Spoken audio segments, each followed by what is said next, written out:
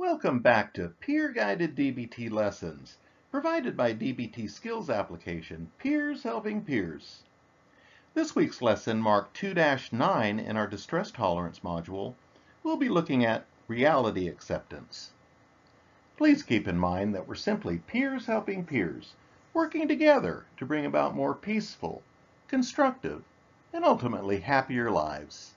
In other words, a life worth living.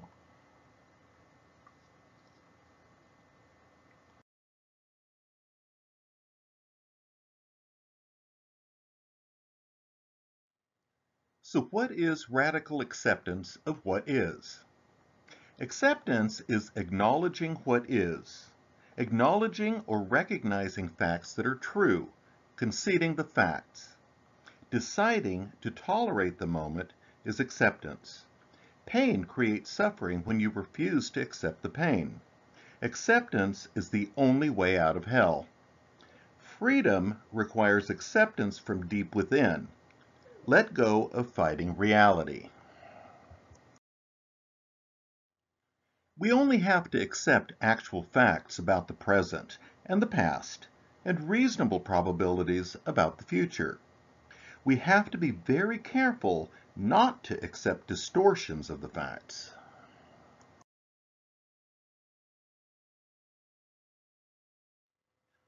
Most people have heard of looking at life through rose-tinted glasses.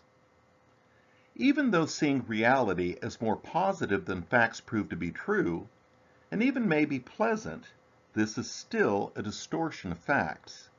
There are many other cognitive distortions that are not as pleasant, but can actually keep us from even attempting to try to improve it.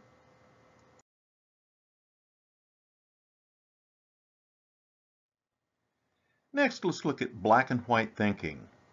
People often see things in extremes, with no middle ground. They're either good versus bad, perfect versus useless, success versus failure, right versus wrong, and so on. When we look through our black or white or all or nothing glasses, we miss the reality that things rarely are one way or the other, but usually somewhere in between. In other words, there are shades of gray.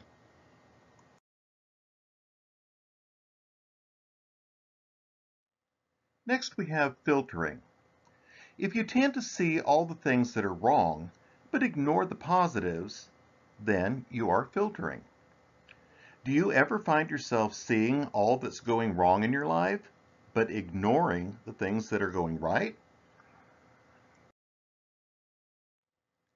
Looking at reality through filtering lenses deflects things that are going right. It's easy to take the positives for granted because they are part of everyday life. What about, for instance, the fact that you are capable of seeing this video?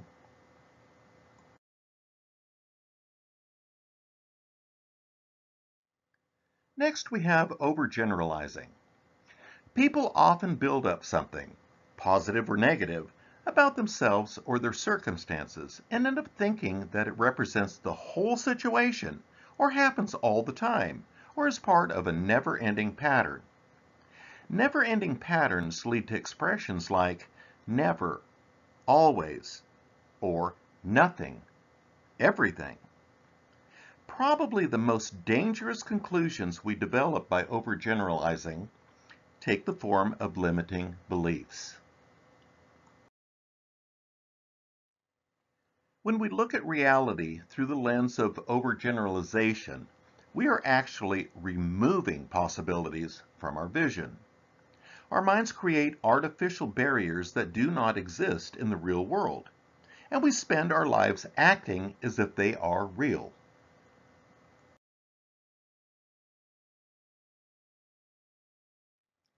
Now let's look at mind reading. There are various ways in which we can jump to a conclusion without enough evidence. One of these is mind reading. Without their saying so, you know what people are feeling and why they act the way they do. In particular, you are able to divine how people are feeling towards you.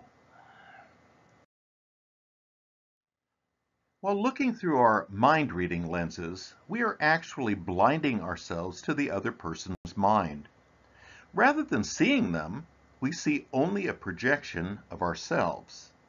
You imagine that people feel the same way you do and react to things the same way you do. Therefore, you don't watch or listen closely enough to notice that they are actually different.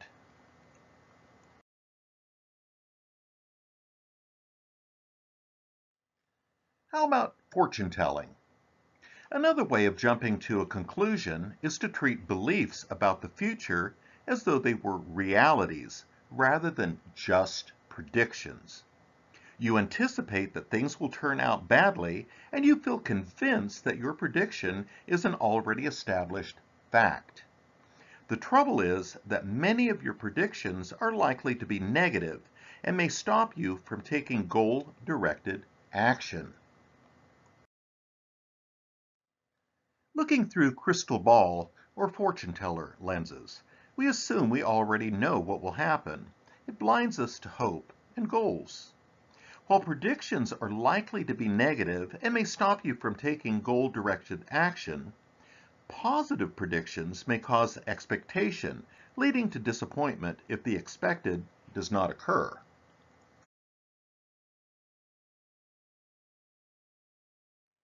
Next, we have emotional reasoning. Belief that because you feel a certain way, this is how it really is. Whenever someone concludes that their emotional reaction to something defines its reality, they're engaged in emotional reasoning. When looking at reality through emotional reasoning lenses, any observed evidence is disregarded or dismissed in favor of the assumed truth of feelings. It blinds us to evidence. So, for example, if you're feeling overwhelmed by something, such a feeling proves that the present circumstance is too much for you to handle. This can be forced to be true and reinforce your belief by keeping you from even attempting.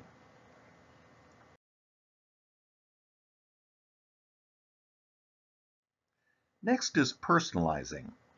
A person engaging in personalization will automatically assume responsibility and blame for negative events that are not under their control. This is also called the mother of guilt because of the feelings of guilt, shame, and inadequacy it leads to. Filtering reality through personalizing lenses can distort all negative cause and effect by focusing you as the cause. It occurs when you erroneously see yourself as the cause of some external negative event, even though you weren't responsible for it. Personalizing can make you feel self-conscious, guilty, or responsible for events you may not have caused, including other people's problems and emotions.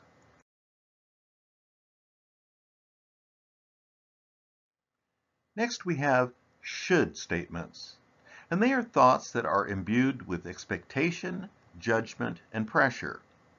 Should statements are statements that you make to yourself about what you should do, what you ought to do, or what you must do. They can also be applied to others, imposing a set of expectations that will likely not be met.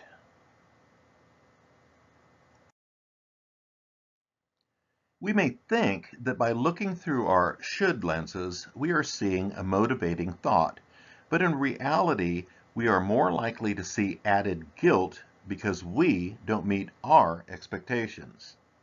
When we hang on too tightly to our should statements about ourselves, the result is often guilt that we cannot live up to them.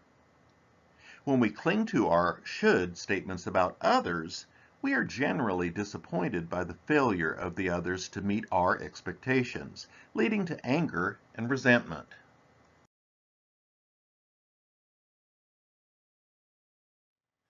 Next, we have disqualifying the positive. This filters out all the positive evidence about our performance and only attends to the negative. This distortion acknowledges positive experiences, but rejects them instead of embracing them. While screening reality through disqualifying the positive lenses, positive evidence, no matter how strong or persuasive, can be explained away. They can remove all positives. Someone who is disqualifying the positive is using a double standard. Negative evidence, no matter how weak or irrelevant, counts. Positive evidence, no matter how strong or persuasive, can be explained away.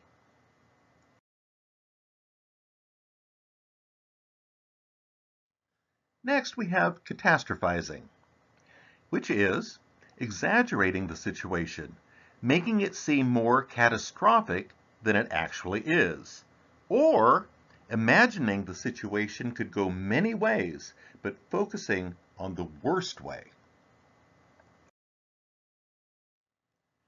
When we look through catastrophizing or magnifying lenses, we take something that may be unpleasant and blow it up to be bigger than it really is.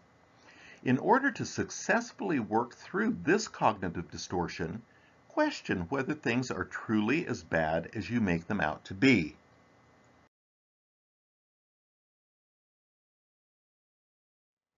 Next is labeling. With labeling, we tend to make global statements about ourselves or about others based on situation-specific behavior. Our labels are often based on past experiences and personal opinions, rather than on hard facts and evidence. When looking through labeling lenses, how we label things often mirrors our internal belief systems. In fact, the more we tend to label something, the stronger the belief systems at play. This is unhelpful since our labels are often based on past experiences and personal opinions, rather than on hard facts and evidence.